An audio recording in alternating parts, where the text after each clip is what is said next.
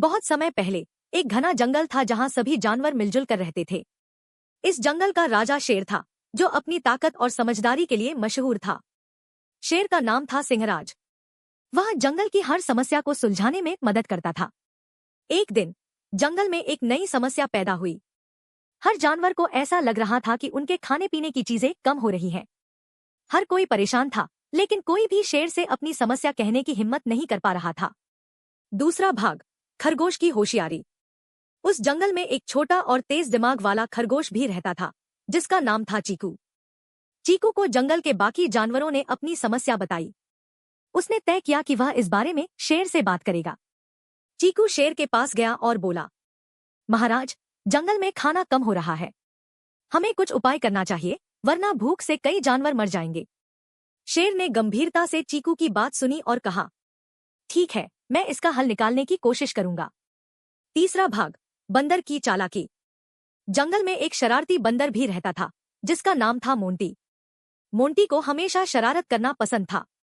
उसने चीकू की बात सुन ली और सोचा, अगर मैं इस समस्या का समाधान खुद निकाल दूं, तो मैं राजा बन सकता हूं।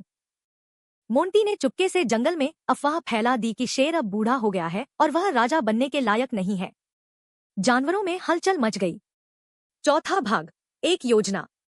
चीकू को यह बात पता चली तो वह समझ गया कि मोंटी कुछ गलत कर रहा है। उसने शेर को इस बात की जानकारी दी। शेर ने मुस्कुराते हुए कहा, अगर मोंटी राजा बनना चाहता है तो उसे यह साबित करना होगा कि वह सबसे ज्यादा समझदार और ताकतवर है। शेर ने एक प्रतियोगिता आयोजित की। उसने घोषणा की, जो भी जंगल में सबसे बड़ा खजाना ढूंढ कर लाएगा, वही इस समस्या का समाधान करेगा और राजा बनेगा। पांचवा भाग, कहानी का मोड़। मोंटी ने सोचा कि वह इस प्रतियोगिता को आसानी से जीत जाएगा। उसने जंगल के गहरे हिस्से में जाकर एक झूठा खजाना तैयार किया। लेकिन चीकू ने समझदारी दिखाई। वह धीरे धीरे शेर के साथ जंगल के अलग अलग हिस्सों में गया और पाया कि समस्या खाने की कमी नहीं थी, बल्कि जानवरों के बीच आपसी झगड़ों की वजह से खाना बराबर बंट नहीं रहा था।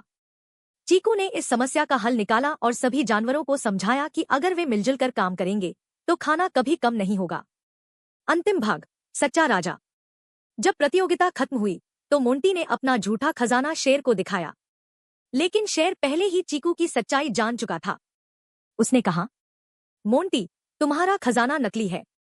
असली खजाना चीकू ने ढूंढ निकाला है। यह है आपसी समझ और सहयोग। यही हमारे जंगल की सबसे बड़ी ताकत है। शेर ने चीकू को जंगल का सलाहकार बना दिया और मोंटी को उसकी गलती का एहसास कराया। मोंटी ने माफी मांगी और वादा किया कि वह अब कभी शरारत नहीं करेगा। जंगल में फिर से शांति लौट आई और सभी जानवर खुशी खुशी रहने लगे।